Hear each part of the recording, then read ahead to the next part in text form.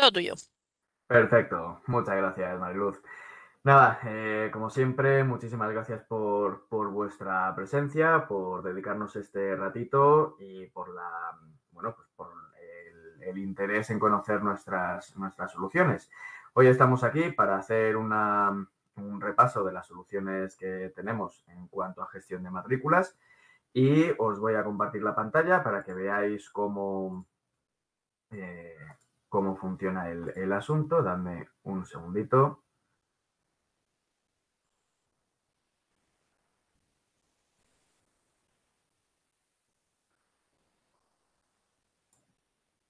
Vale, comparto la pantalla. Confirmadme, por favor, que lo veis.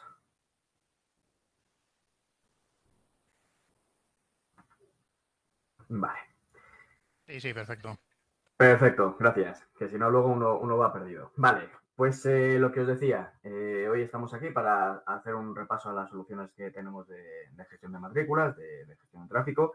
Mi nombre es Marcos González, soy ingeniero de proyectos de Baelsys y también el responsable de formaciones. Así que cualquier duda, queja, lamentación que tengáis, sin problema alguno, abrís el micro. A aquellos que no tengan el micro, que levanten la mano y estaré pendiente del chat y resolvemos las dudas, ¿vale? Vale, ¿qué vamos a ver durante la sesión? Vamos a ver los fundamentos de la plataforma Baelsys V4, tanto a nivel hardware como a nivel software. Vamos a ver unos pequeños consejillos a nivel de diseño de la instalación. Vamos a ver también qué se puede hacer con las dos variantes principales de gestión de matrículas, que es LPM y LPR. Y luego vamos a ver, digamos, los conceptos básicos de una puesta en marcha. Una puesta en marcha en la que vamos a hacer una pequeña configuración inicial, los protocolos de actuación y programación y la propia configuración de la analítica. También vamos a ver, por último, algunos ejemplos y casos de éxito, ¿vale? Bien, en cuanto a los fundamentos de la plataforma, Baelsys V4 y BIM, ¿qué tenemos que tener en cuenta? Tenemos que tener en cuenta el hardware, por supuesto, porque si no tenemos un hardware en condiciones, pues es complicado que la solución tenga su buen desempeño. Nosotros tenemos tres hardware diferenciados, tenemos el BIM, tenemos el compacto y tenemos el servidor. Para que os hagáis una idea, aquí tenemos los consumos pico de cada uno de los dispositivos y también es verdad que depende de para qué tipo de instalaciones podamos y queramos utilizar nuestras soluciones, vamos a seleccionar uno u otro. El BIM, por ejemplo, a nivel de hardware está pensado para instalaciones sencillas. Sencillas me refiero a pocos canales. Ahora veremos también qué tipo de analítica puede correr. Y también a nivel de características del entorno. Es decir, estamos hablando de un hardware más de entrada que el compacto o el servidor, evidentemente, y en el que las características de temperatura, humedad, vibraciones, polvo y demás tienen que estar más controladas que, por ejemplo, en un equipo compacto o un servidor. ¿Dónde ponemos el compacto? Pues en instalaciones donde los factores de consumo y de tamaño tengan especial importancia, pero necesitamos una solución más potente y más robusta en cuanto a la propia detección de las matrículas. Bien. Y luego tenemos también la parte del servidor. La parte del servidor, evidentemente, muchos más canales, tanto en tránsito libre como en gestión de la matrícula, que ya la ha leído la propia cámara. ¿Vale? Hardware específico, ¿a qué nos referimos? Pues que si en algún momento necesitáis por algún tipo de proyecto o licitación o lo que sea, que el hardware cumpla pues algún estándar por ejemplo, de humedad o de vibraciones y tal, y que el hardware tenga que estar preparado para eso, nos lo comentáis, lo hablamos también a través del distribuidor y lo gestionamos, ¿vale? No hay ningún tipo de problema.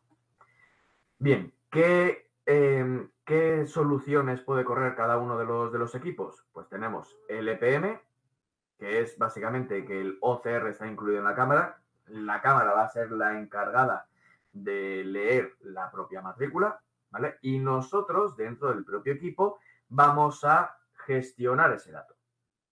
Luego tenemos el compacto, que podemos hacer tanto LPR como LPR Plus, es decir, utilizar el OCR que está incluido en nuestro equipo. La lectura de la matrícula se realiza con nuestro software, ¿vale? Dentro de nuestro ecosistema. Y LPR es para lectura en parada y LPR Plus es tránsito libre. Y evidentemente el rack pues puede con todas las soluciones. Elementos software. Está muy bien que las máquinas sean robustas. Además, comentaros que trabajamos con primeras marcas siempre, ¿vale? Utilizamos primeras marcas por el mero hecho de que al final el soporte por parte de esos fabricantes es mucho mejor. El tema de los recambios en caso de tener alguna avería se puede dar con mayor facilidad que con otras marcas menos conocidas y demás, ¿vale? Esto es como todo. No te vas a comprar una cosa que nadie conoce porque luego a lo mejor los recambios pues no están, ¿vale? No existen. En cuanto a los elementos software, ¿qué tenemos? Tenemos una distribución Linux modificada, es decir, nuestro sistema operativo base es Linux. ¿Por qué decimos que es modificado? Porque realmente Linux es un sistema operativo a nivel de usuario que lo único que nos va a permitir es tener estos cuatro factores muy bien ajustados. Linux lo modificamos, ¿por qué? Porque uno, lo permite y dos, hay cosas que Linux, por ejemplo, tiene, como la suite ofimática, que no nos interesa a nivel de para qué vamos a utilizar el sistema operativo. A nivel de una instalación, no creo que nadie se coja de nuestro equipo para hacer un documento o estar en internet y demás, con lo cual todas esas cosas nos las quitamos y podemos aprovechar también toda la potencia del hardware para lo que realmente nos interesa, procesamiento de la imagen, también la gestión de todos los procesos para gestionar el dato de la matrícula, etcétera, etcétera, etcétera. También estos cuatro conceptos que vemos aquí, ¿por qué utilizamos Linux? Por la robustez, básicamente necesitamos que el equipo sea robusto ante cualquier cosa nueva que le venga o sabemos cómo va a reaccionar ante, por ejemplo, una pérdida de red, ¿vale? Ese tipo de cosas necesitamos saber cómo va a reaccionar el equipo, necesitamos gestionar cómo va a reaccionar el equipo para que al final os pueda dar a vosotros y a vuestros clientes la mejor solución. Seguridad. Hablamos de un sistema que estadísticamente la mayor parte de los virus van para Windows, porque es el sistema operativo más utilizado a nivel de usuario, con lo cual esa parte estadística ya nos la quitamos. También es verdad que nosotros a nivel de ciberseguridad acabamos de sacar en el SICUR, no sé si lo habéis visto, pero hemos sacado un paquete de ciberseguridad muy interesante porque podemos aislar el kernel de todo el sistema operativo ante ciberataques. Con lo cual eso es un gran avance debido a que al final los equipos estos van a estar conectados y por suerte o por desgracia siempre va a haber algún bot o alguna persona o varios que van a estar intentando romper la seguridad de las instalaciones, ¿vale? Entonces ahí sí que tenemos mayor control. Aparte de eso, tenemos el control por IP y también el acceso a nivel de usuario y contraseña y también por tipo de usuario. Eso también hace que el sistema sea mucho más robusto a la hora de controlar un ataque. Si nos vamos al apartado de fiabilidad, tened en cuenta que estamos dejando el control de accesos de una instalación en manos de una máquina, ¿vale? Y una máquina no deja de ser tonta y no sabe hacer nada, a no ser que nosotros le demos ciertas herramientas como para que lo pueda gestionar. En este caso, nosotros necesitamos que el equipo esté 24/7 funcionando, siempre y cuando en el control de acceso sea necesario. Porque si en algún momento determinado, por lo que sea, decimos, ostras, es que el equipo no me está abriendo la barrera, ¿por qué no me está abriendo la barrera? Ah, no, porque es que se está reiniciando porque se está actualizando. Ostras, yo no me puedo permitir eso como fabricante. ¿Vale? Entonces necesitamos tener esa seguridad en que el equipo realmente va a tener esas respuestas. ¿Vale? Y luego la eficiencia. Linux sí es cierto que permite una configuración más a bajo nivel y podemos gestionar mucho mejor los recursos hardware y orientarlos en lo que realmente a nosotros nos interesa, que es la optimización de nuestros procesos para que al final la solución sea fluida y tener pues la mayor densidad de canales del mercado. ¿Cómo accedemos a los equipos? Siempre por navegador web. Y nosotros siempre recomendamos Firefox o Chrome. No necesitamos instalar ActiveX, con lo cual también os podéis hacer una idea que Internet Explorer está completamente vetado. No lo soportamos por problemas de seguridad también. ¿Vale? Entonces, si en algún momento abrís el acceso a nuestro equipo con Internet Explorer, vais a comprobar cómo hay cosas que no se muestran de la misma manera, que no se guardan y demás, y todo eso es porque el sistema no es compatible con cómo es Internet Explorer, ¿vale? Sin embargo, sí que es cierto que se puede utilizar con Edge, porque al ser base Chromium, pues no hay ningún tipo de problema. Tampoco necesitamos instalar ningún acceso remoto, ¿vale? No hace falta instalar ni TeamViewer, ni Nidez, ni nada por el estilo. Desde mi punto de vista, y creo que Mariluz, que también ha tocado muchos equipos nuestros, la mejor forma con la que se puede trabajar con el equipo es configurando la IP o el DIN DNS junto con los puertos de conexión, porque realmente no se puede hacer nada distinto en remoto que en local. Si tú conectas los periféricos al equipo, lo enchufas y le das al botoncito de Baelsys, te va a salir un navegador. Ya está. O sea, vas a hacer exactamente lo mismo en remoto que en local, con la diferencia de que te ahorra los costes de desplazamiento. Gracias a esa combinación de hardware y software, nosotros dentro de nuestro sistema podemos ofrecer esta gama de lectura de matrículas, de gestión de matrículas. Por una parte tenemos la lectura en parada y por otro tenemos la de tránsito libre. La de parada está optimizada para aparcamientos o para viales en los que hay algún elemento físico que pues al final te obligue a reducir la velocidad. ¿Hace falta pararse? No. El vehículo no necesita estar parado en seco, sino que entre 20 y 30 kilómetros por hora lo podemos leer con una robustez y una fiabilidad muy buenas y siempre utilizando más o menos este esquema de instalación. Ángulo de 30 grados entre la cámara y la matrícula, distancia entre 1 y 3 metros y la altura de instalación, pues unos 80 centímetros, 1,20 m, ¿vale? Más o menos. Dependiendo de también a qué altura va a estar la barrera, etcétera, etcétera. Vamos a utilizar iluminación infrarroja. Gracias a esto también el contraste de la matrícula con respecto al entorno va a ser mucho mayor y la robustez de la lectura va a ser también mucho mayor. En tránsito libre, ¿qué hay que tener en cuenta? Pues uno, está optimizado para ciudad. Para ciudad significa que estamos hablando entre 80 y 90 kilómetros por hora, ¿vale? De velocidad permitida para leer el vehículo. Y, hombre, yo creo que está más que de sobra para un tránsito en población que normalmente no supera los 50, 60 y ya los 90 ya ni de lejos, ¿vale? También importante que la imagen esté encuadrada en la matrícula. Cuanto mejor podamos aplicar el zoom a los viales que realmente nos interesan, mejor, ¿vale? Aunque también es cierto que si simplemente queremos controlar qué vehículos pasan por un vial, aunque sea de doble sentido, también lo podemos hacer, ¿vale? También hay que tener en cuenta el ángulo de inclinación con respecto a la cámara. ¿Esto qué tiene que ver? Vale, pues tiene que ver con que no todos los vehículos tienen la matrícula en el mismo sitio ni igual de legible. Hay vehículos que a lo mejor pues tienen el morro más pronunciado y la matrícula en vez de tenerla justo en el frontal la tienen metida hacia abajo, ¿vale? Ese tipo de cosas también hay que tenerlas en cuenta en cuanto a qué vehículos me tengo que orientar a leer o cuáles no.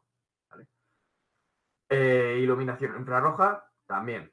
Vamos a utilizar en este caso, por ejemplo, focos más potentes, evidentemente, porque dependiendo de dónde queramos hacer la lectura de la matrícula, pues tendremos que cerrar la óptica de la cámara y también seleccionar un foco IR lo suficientemente potente como para iluminar esa parte. Además de la simple lectura, y también, evidentemente, la apertura de una barrera o enviar algún email o lo que sea, también tenemos módulos especiales que nos facilitan muchísimo la operativa a la hora de gestionar todo el sistema. Y esto está más orientado no al instalador, que también, sino a los usuarios finales. Los usuarios finales tipo los administradores de un hotel, el administrador de fincas de una organización, de un parking, etcétera, etcétera. ¿vale? ¿Por qué? Porque, por ejemplo, tenemos el módulo especial de parking que lo que nos va a permitir es controlar el aforo de un parking, ya sea un parking físico o sean, entre comillas, parkings virtuales. ¿Esto a qué me refiero? A que si tenemos un parking físico de 100 plazas, por ejemplo, vamos a tener una serie de plazas que son de las viviendas del bloque A, otras del bloque B, otras de la oficina de no sé dónde, ¿vale? Vamos a tener diversas divisiones dentro del parking físico. Esto también me va a permitir, el módulo de parking, poder utilizar el control de plazas compartidas. Si yo, por ejemplo, en la oficina 1 tengo 3 plazas y tengo 5 coches, en el momento que estén las 3 plazas ocupadas, el cuarto coche no va a poder entrar, por ejemplo. Pero en el momento que salga puede venir otro y sí que puede aparcar, ¿vale? Evidentemente, también control de permanencia y tiempo máximo permitido. Esto para las zonas de carga y descarga de las Smart Cities o de un parking de esto que te dices, bueno, pues tienes una hora gratis. Ah, vale, perfecto. A partir de la hora a cobrar. ¿Vale? Todo eso se puede gestionar y está bastante bien. Para listas temporales, podemos añadir y gestionar matrículas por tiempo determinado, es decir, le podemos dar una hora de inicio y una hora de fin de cuándo se le puede permitir el acceso a una determinada matrícula. También tenemos listas enteras con fechas de caducidad y también podemos habilitar horarios de acceso por listas y cámaras. ¿Esto para qué nos puede venir? Bien, por ejemplo, pues tenemos urbanizaciones o tenemos algún hotel o lo que sea que podamos añadir o habilitar los accesos a una lista completa, por ejemplo, de, pues yo qué sé, pues los de mantenimiento, ¿vale? Personal de mantenimiento, pues de la caldera, pues siempre vienen con una serie de vehículos. Pues eso lo habilito en el día que sé que van a venir y pueden entrar y salir tantas veces como quieran. Cuando ya ha terminado la incidencia, la revisión o lo que sea, entonces cogemos, quitamos el habilitar ese acceso y ya no van a poder entrar a no ser que avise, ¿vale? Ya os comento que estos dos módulos son muy interesantes a la hora de, por supuesto, orientarlo al usuario final y que realmente tengan esa gestión más hábil. Aquí tenéis un cuadro resumen. Para gestión de matrículas en parada y en tránsito libre, aquí tenemos los datos, ¿vale? También los canales máximos. Y para el EPM, pues evidentemente, como la cámara va a ser la que lea la matrícula, pues dependemos de la descripción del propio fabricante. ¿Alguna duda? ¿Algo que queráis comentar antes de pasar a este punto?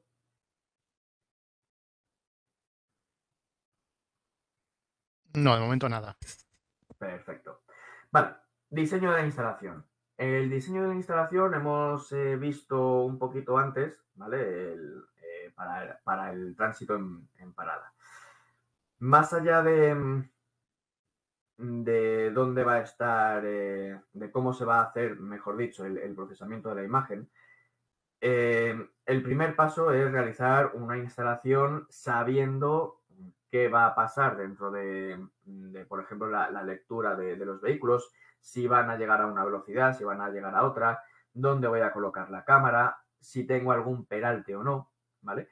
Porque más allá de todos esos conceptos, también es cierto que la óptica, la exposición de la cámara son importantes, pero también todo el tema de la posición y orientación tanto de la cámara como de los vehículos.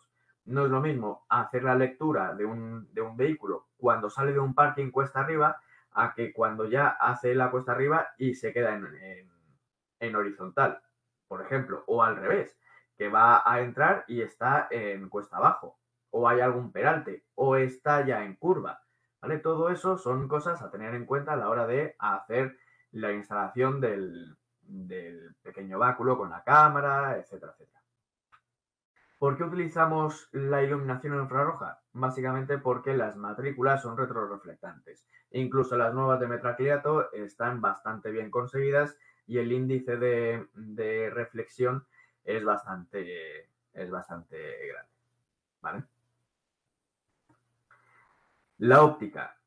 Vale, si lo que necesitamos hacer es leer la matrícula lo mejor posible, evidentemente vamos a tener que enfocar la matrícula lo mejor posible el mayor tiempo posible.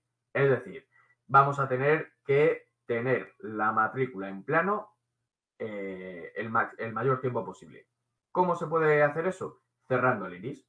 Al cerrar el iris, aumentamos la distancia focal y lo que vamos a hacer es tener un mayor rango de distancia en cuanto a que los objetos de la escena vayan a estar enfocados. ¿Bien?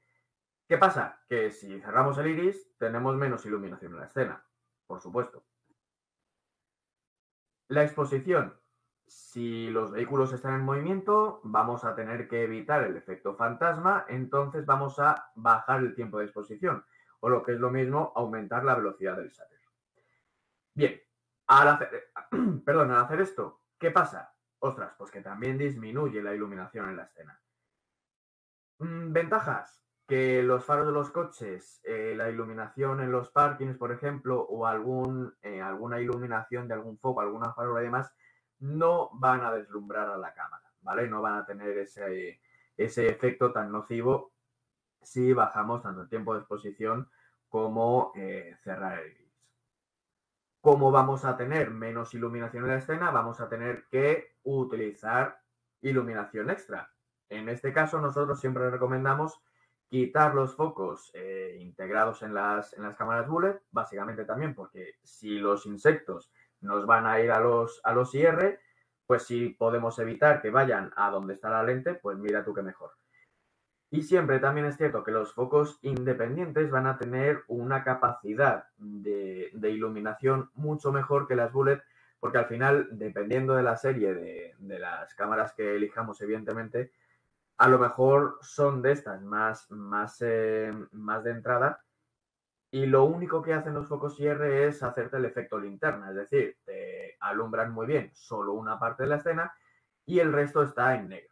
¿Vale? Entonces, los focos independientes tienen una iluminación bastante más homogénea de la escena y nos ayudan mucho más a tener una mejor lectura. Otros factores a tener en cuenta dentro del diseño de la instalación, y esto ya tiene que ver más con las propias cámaras. Tenemos la ganancia, que la ganancia no es ni más ni menos que una amplificación electrónica de la señal de vídeo. Eso quiere decir que no es que tenga más iluminación la escena, sino que de forma electrónica se está amplificando esa señal. Normalmente se hace un procesamiento de la imagen y se meten puntos blancos siguiendo una distribución, ¿vale? Y a ojos humanos parece que hay más luz, pero no, en realidad lo que hay es más ruido. Entonces, para el tema de LPR, nosotros siempre recomendamos, en vez de utilizar la ganancia de la propia cámara, es lo que hemos estado hablando. Cerramos el iris, ajustamos el tiempo de exposición y utilizamos los IR para tener una iluminación correcta. Luego tenemos también otro factor que es el WDR. Esto ayuda en los contrastes de luz y es un gran avance, como estáis viendo ahí, para la parte de CCTV. La parte de CCTV pues ayuda mucho porque al final, como todo va a ir grabado, pues a mí me da igual. Pero para el tema de las analíticas, casi es peor el remedio que la enfermedad. Porque si la cámara intenta ajustar el contraste de la propia escena en un diseño para seguridad perimetral, por ejemplo, con analítica de vídeo, nos puede provocar algún cambio no deseado y puede provocar más falsas alarmas de lo deseado. Pero es que en LPR incluso es peor, porque si vamos a cerrar el iris, ajustamos la exposición, básicamente la imagen va a estar en negro, ¿vale? O muy oscura. Entonces, claro, si la propia cámara intenta compensar esa parte, al final se va a volver loca, ¿vale? Al final vamos a tener un ajuste no deseado de cómo se va a ver la imagen a nivel de que la cámara está intentando siempre compensar esa imagen en negro. Entonces, para el LPR desactivamos esa función y la parte de la iluminación, una vez más, va a venir dada por los focos IR. Vale, esta parte de los sensores, normalmente los sensores siempre son del tipo rolling, porque son los más baratos comercialmente. Las cámaras más profesionales son de tipo global, es decir, que no vuelcan la imagen directamente al sensor de una sola vez, pero los que son los más normalitos son del tipo rolling, porque van metiendo la imagen fila a fila, van y van componiendo la imagen. Este efecto básicamente es el que podemos ver en la televisión o cuando hacemos alguna foto o algún vídeo a un ventilador o a un helicóptero, que parece que las aspas se deforman o incluso parece que no se mueven, ¿vale? Eso de que cuando no se mueven, eso es que se están moviendo a la misma velocidad que el sáter está funcionando, ¿vale? Es muy gracioso, pero no es magia. También es verdad que el tamaño del sensor es muy importante. Cuanto mayor sea el sensor, más luminosidad va a tener y por tanto menos ruido. Entonces vamos a tener que jugar menos con el cerrar el iris y demás, ¿vale? En cuanto a la iluminación, ya hemos hablado de los focos IR, pero por ejemplo para altas velocidades vamos a utilizar luz estroboscópica. Esta luz estroboscópica, básicamente lo que te está haciendo también es un pico de iluminación y lo que vamos a hacer es sincronizar la velocidad del sáter con estos picos de iluminación. Gracias a eso vamos a tener una calidad de imagen tremendamente buena. Y, por supuesto, también es muy importante que los focos IR y la cámara estén cerquita y que la relación entre eso y el vehículo sea lo mínimo posible, ¿vale? Evidentemente vamos a tener que seleccionar muy bien qué foco vamos a tener si queremos leer a una distancia, a otra o a otra. ¿Alguna duda? ¿Algo que queráis comentar? Permitidme un segundo que venga aquí al chat por si hay algo. No hay nada, entonces me vuelvo otra vez. Perfecto. Vale. ¿Qué tenemos? Tenemos LPM y LPR. Como ya hemos comentado antes, LPM es la cámara capta la matrícula y yo gestiono el dato. Y LPR es yo gestiono la lectura de la matrícula y el dato. Bien. ¿Qué se puede hacer con nuestras soluciones? Da igual si es LPM y LPR. ¿Qué podemos hacer con la gestión del dato? Podemos gestionar plazas de aparcamiento, como os he dicho, con el módulo de parking. Tenemos la posibilidad de controlar aforos y plazas compartidas. En estaciones de servicio, control de impagos en surtidores. También control de tiempos, tanto en la parte de accesos restringidos en una población, como en estaciones de servicio. También vamos a poder hacer listas con fecha de caducidad. Es lo que hemos comentado antes, porque a lo mejor tengo la empresa, tengo el control de accesos por aquí y lo que voy a hacer es permitir el acceso o no, dependiendo de lo que yo quiera, pero a una determinada lista y yo puedo activarla y desactivarla siempre que quiera. También control de acceso a zonas restringidas, ya no solo a nivel población, sino a determinadas calles, por ejemplo, también lo puedo hacer, ¿vale? Nosotros, por ejemplo, uno de los casos de éxito que vamos a ver después es el caso de Salamanca. Nosotros llevamos el control del casco antiguo de Salamanca. Control logístico. También vamos a poder ver tiempos de carga y descarga. Como os he comentado, tenemos una calle en la que sabemos que tenemos un determinado espacio para mercancías, carga y descarga. Y ahí vamos a poder decir que, por ejemplo, el tiempo máximo de permanencia para que la cosa fluya es de media hora. Vale, pues entonces nosotros, para no ser muy cabrones, vamos a dar 45 minutos. Venga, porque al final siempre se puede torcer algo, lo que sea. Vale, en vez de media hora, 45 minutos. Si nosotros, entre que ha entrado un vehículo de carga y descarga en la calle y ha salido, han pasado más de ese tiempo, ¿vale? Nosotros podemos gestionar esa alerta. E incluso no hace falta que salga, sino que en un momento que haya entrado, nosotros empezamos a contar tiempo. Si llega al minuto 45, nosotros enviamos una señal y luego ya que salga cuando sea, ¿vale? También vamos a poder detectar congestiones de tráfico. Y esto viene muy bien para la parte de Smart Cities. Nosotros podemos gestionar y localizar la retención del tráfico si en esos puntos tenemos una lectura de matrículas de nuestro sistema. Y también vamos a poder estimar por tramos de tiempo de llegada. ¿Vale? También es cierto que para las Smart Cities se está teniendo mucha acogida la posibilidad de estimar cuántos vehículos pasan por qué calles, también los horarios, agrupar por horas, por días y demás, porque a lo mejor al ayuntamiento de la población le interesa destinar a la policía municipal o lo que sea para gestionar mejor el tráfico a unas zonas en vez de a otras y poder ser más eficientes a la hora de sus recursos. Al final pueden ser recursos económicos, de tiempo, de personal, ¿vale? Lo que sea. Teniendo esa información también se pueden gestionar los recursos.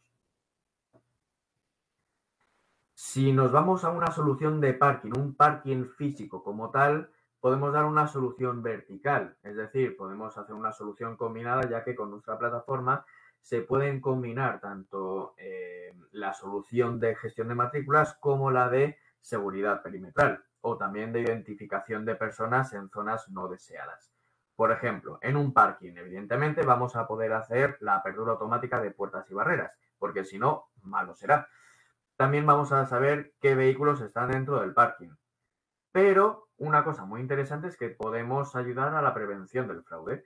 Si nosotros somos capaces de hacer esperar 5 segundos, ni más ni menos, a un vehículo a la entrada y otros 5 segundos a la salida, vamos a poder grabarle con el CCTV, bien, ya sea por canal de evidencia o sin canal de evidencia que quede solo registrado en el grabador, para ver el estado del vehículo antes y después de estar en el parking. Porque si te llegan, oye, no, es que me han roto la luna, no sé qué, vale, entonces empiezan los seguros, ahí, ta. Pero si tú, como responsable del parking, puedes decir, vale, ¿a qué hora has llegado? ¿Qué matrícula tienes? Tal, vale, pues así has llegado. Y la luna ya la tenía rota, ¿vale? Ese tipo de cosas ayudan mucho.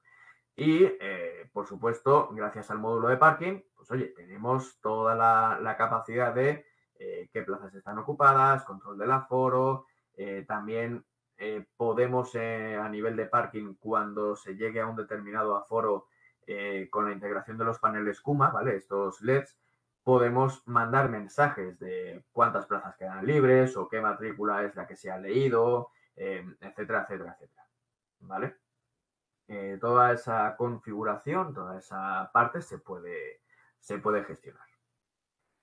Y eso en cuanto a la parte de matrículas. Y luego tenemos la detección de peatones. La detección de peatones en algún momento determinado pues está bastante interesante porque también evitamos así parte del desperfecto del material del interior, ¿vale? Tanto a nivel perimetral como en partes más críticas de aquí no puede haber nadie, incluso a determinadas horas, pues se puede detectar con nuestra solución. Bien, en la configuración inicial, esto ya sería parte de la puesta en marcha. La configuración inicial, lo primero que tendríamos que hacer es cambiar la IP del equipo que sale con la 091 de fábrica, ¿vale? Con la 091 de fábrica. Nos conectamos al mismo switch o incluso directamente al puerto de red del propio equipo, nos conectamos a la 091, le cambiamos la IP a la que vaya a tener dentro de la instalación, nos desconectamos, cambiamos nuestro rango de nuevo y estaremos listos para empezar a trabajar. Lo primero, registro de canales de vídeo, ya sea a nivel de canal o por rango de IPs. A nivel de canal, podemos decir si estamos atacando a una cámara en concreto o a un canal de un grabador. Bien. Si nosotros tenemos varios niveles, o sea, es decir, varias soluciones, pues se nos van a poner aquí los motores que se vayan a ocupar de la analítica de cada canal. Si en vez de ser LPR, por ejemplo, resulta que es una solución vertical y tenemos Deep Wall, pues en ese caso lo que vamos a hacer es, oye, que este canal no es el correcto. Apago, modifico el motor de analítica y listo. Bien. ¿Qué botones tenemos aquí? Tenemos el de editar el propio canal, activar o desactivar el estado. Si todo va bien, se queda en verde. Y si no, el sistema nos va a avisar de por qué no ha podido conectar. Borrar el canal, activar o desactivar la detección, activar o desactivar la grabación continua y configurar el análisis. En cuanto a la grabación continua, me diréis, ¿me puedo quitar el grabador? No, no te puedes quitar el grabador, a no ser que quieras, evidentemente. Pero nuestra función de grabación continua no sustituye a un grabador. Simplemente es una herramienta de diagnóstico porque no creo que ninguno de vosotros quiera estar en una instalación del EPR mirando un monitor durante toda la noche. Vamos, corregidme si me equivoco, pero no creo que sea el caso. Entonces, ¿qué podemos hacer para revisar cómo está funcionando por el día? Pues no hay problema, pero por la noche, por ejemplo, un sistema de LPR, podemos activar la grabación continua y dejar el aviso al responsable de por la noche. Oye, si pasa algún problema, lo que sea, apúntame la matrícula y la hora a la que ha pasado. Entonces tú al día siguiente coges y llegas. Ah, vale, ¿me han pasado algún aviso? Sí, mira, pues esta matrícula. ¿A qué hora?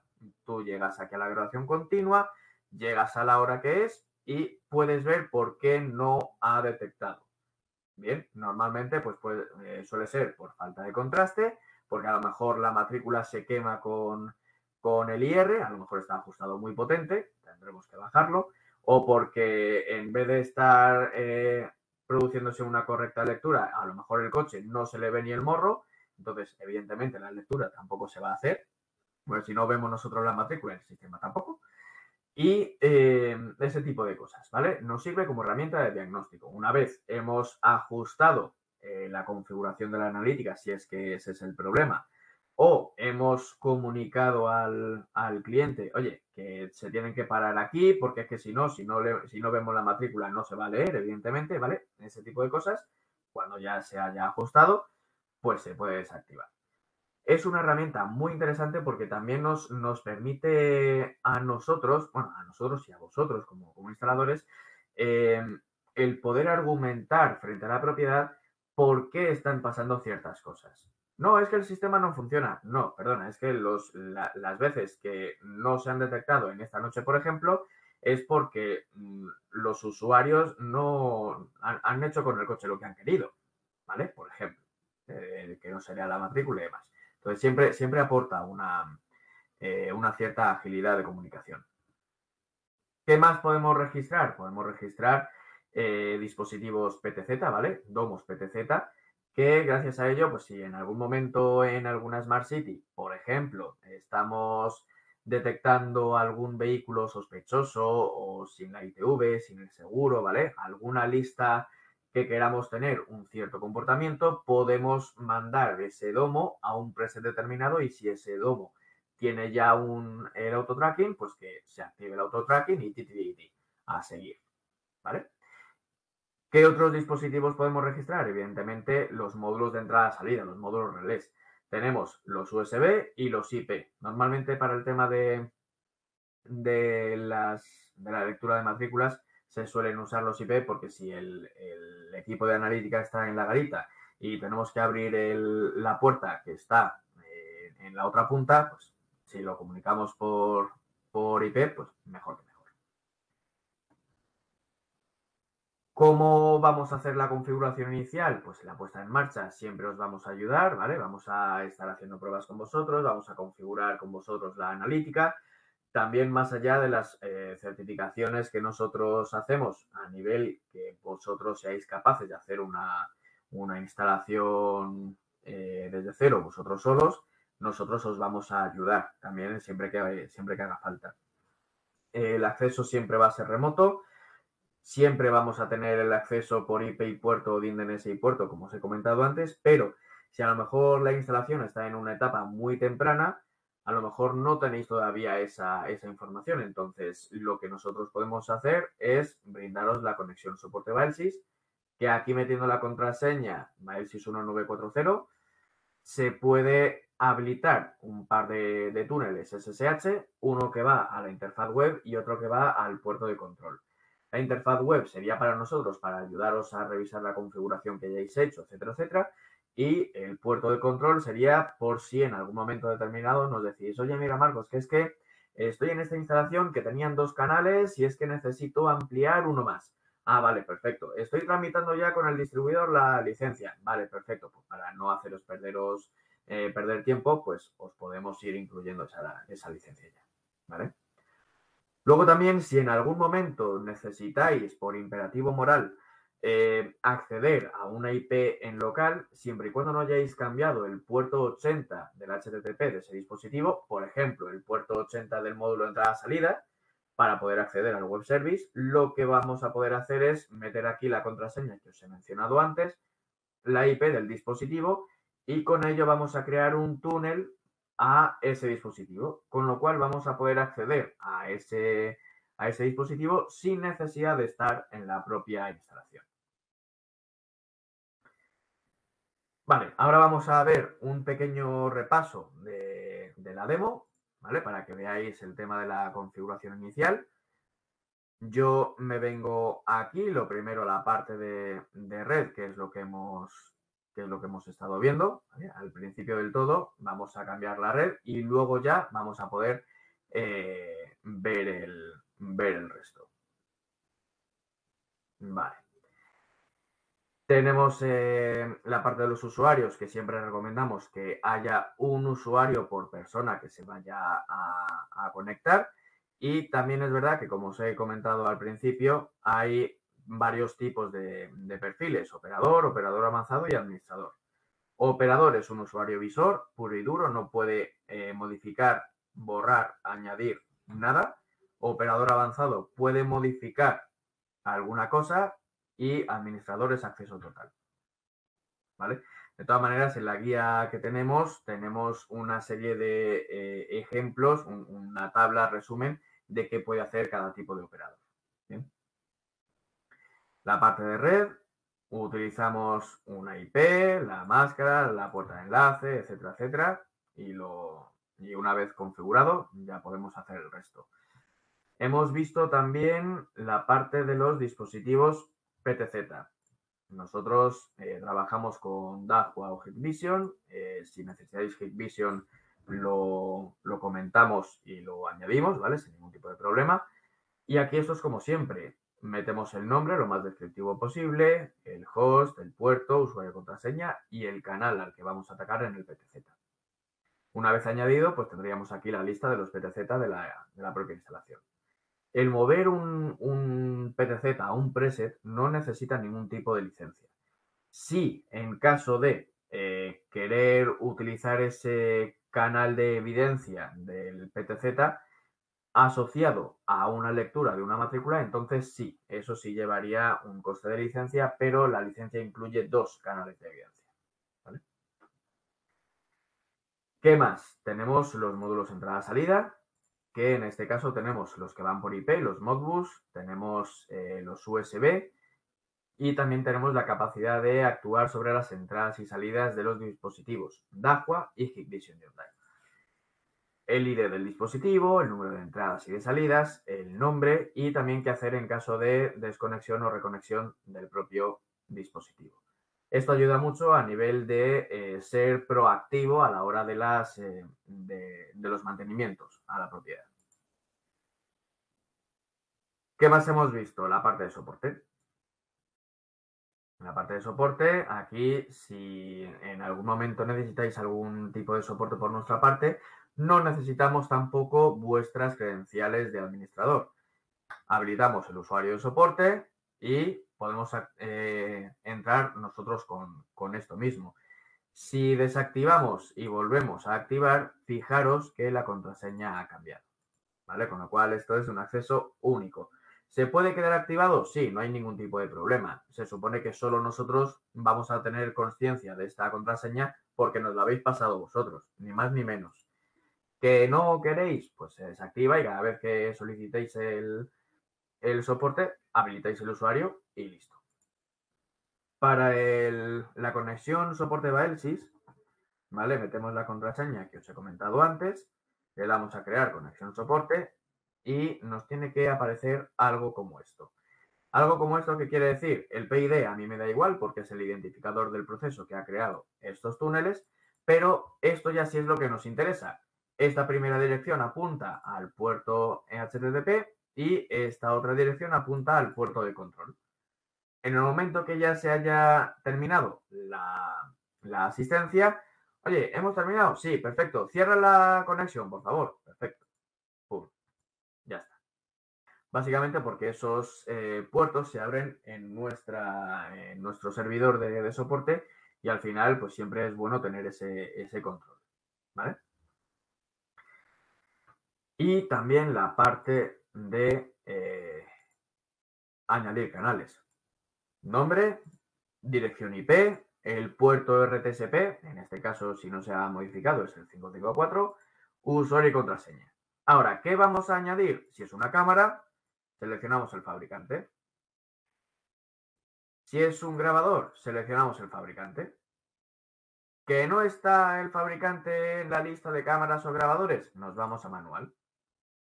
Y en manual tenemos que meter aquí el path RTSP que nos haya dicho el fabricante. ¿Vale?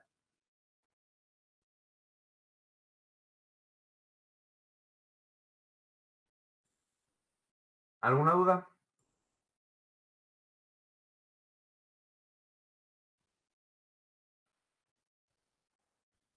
De momento no. Perfecto. Vale. Protocolos de actuación y programación. Esto normalmente en perimetral suele ser más amplio por la capacidad que tenemos de actuación y de elementos físicos en la instalación y demás, pero en la propia instalación del EPR, a no ser que sea una instalación pues, de más de 2 accesos o que quieras tener un comportamiento distinto por el día, por la noche a nivel de accesos y demás, es bastante sencillito. La creación de protocolos tenemos 4 categorías principales. Un protocolo asociado al sistema puede ser directamente encender o apagar una cámara, encender o apagar la analítica, la grabación continua o incluso una partición del sistema. Bien. Los protocolos de entrada y salida de información normalmente los vamos a tener en cuenta con los módulos de relé, tanto con las entradas digitales como con las salidas. Pero también es cierto que podemos hacer uso de las salidas, o sea, las cuñas de sonido y también las notificaciones por HTTP. Esas notificaciones HTTP nos ayudan muchísimo también en las últimas integraciones que hemos realizado, tanto con los focos Raytec para activar los focos tanto IR como los de luz blanca.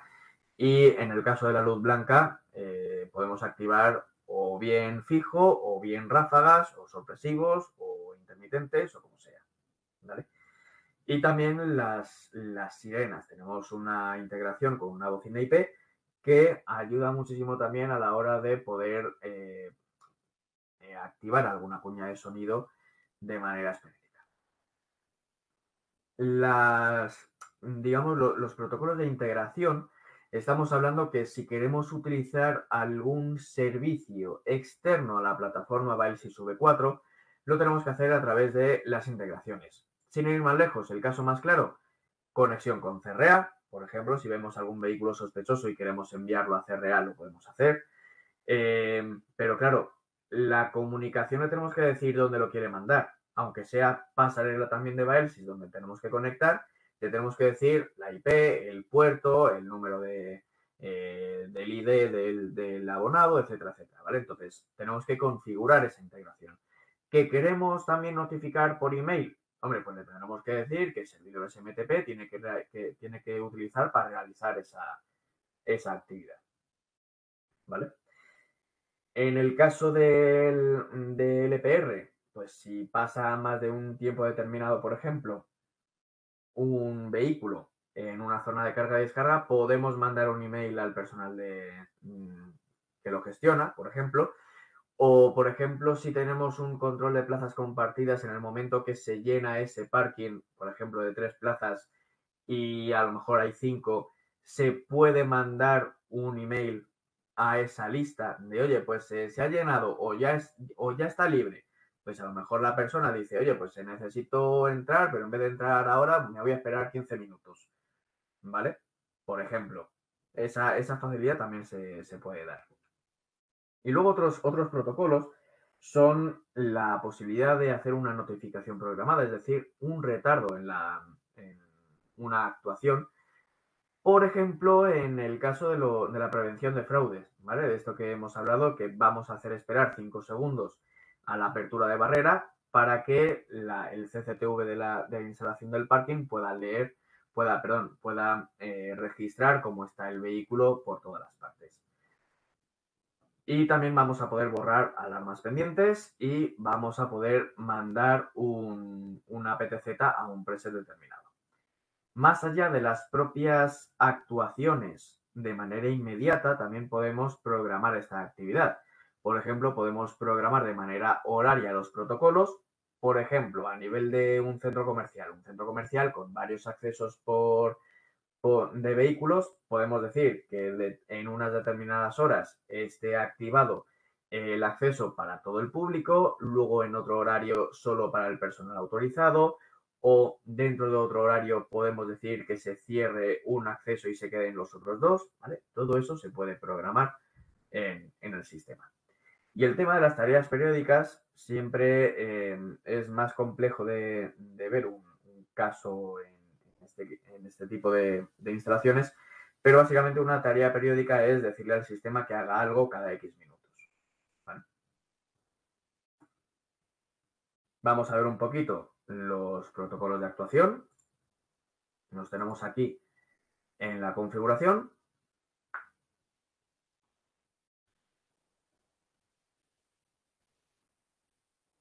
Y aquí, en avisos del sistema.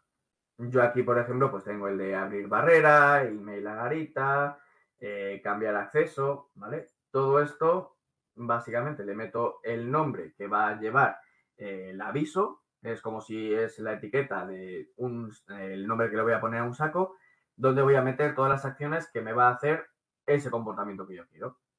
Una vez hecho esto, vale, abrir barrera, pues entonces añado la acción de activar salida. En este caso, como no tengo ninguna placa de relés, pues no puedo añadir ninguna, pero sí que me diría, oye, activar salida. ¿De qué placa? De la 1, de la 2, de la 3, de la que sea. ¿Y qué salida quiero activar? Y luego esto también es muy importante porque simplemente con un contacto seco le puedo decir que sean unos segundos, 1 o 2 segundos, y con eso vamos de sobra.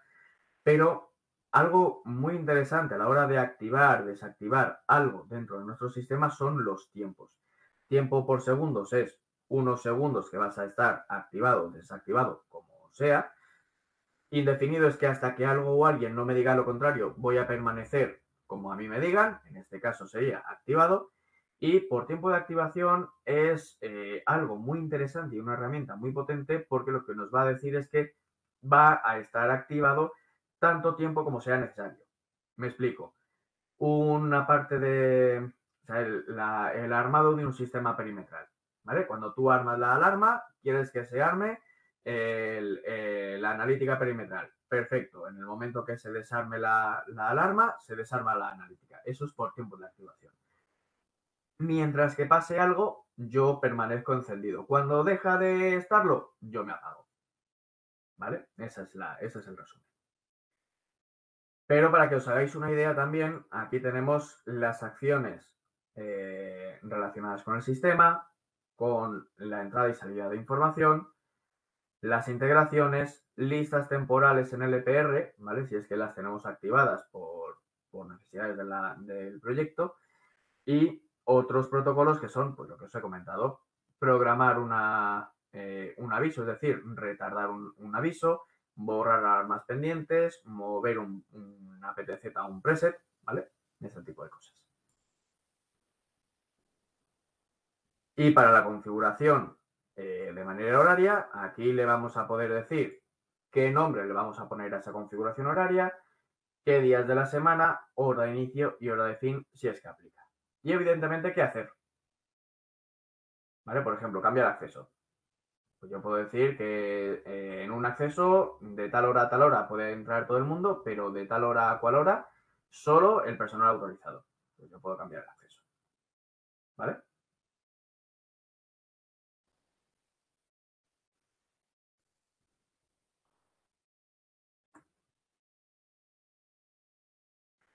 Bien, por último, la configuración de la analítica. Aquí vamos a ver un poquito pues, todos los conceptos que veis en pantalla, pero vamos a ir un poquito más a la interfaz. Bien, en la configuración de las opciones del procesamiento, le podemos decir al sistema qué fiabilidad necesito yo para una lectura robusta y correcta. ¿Vale? Esto es un tanto por uno, entonces 0,8 es un 80% de fiabilidad. ¿Qué número de frames mínimos consecutivos necesito para esta fiabilidad? ¿Vale? Para que la lectura al final sea una lectura robusta y fiable de, oye, pues ha pasado la matrícula 1, 2, 3, 4 ABC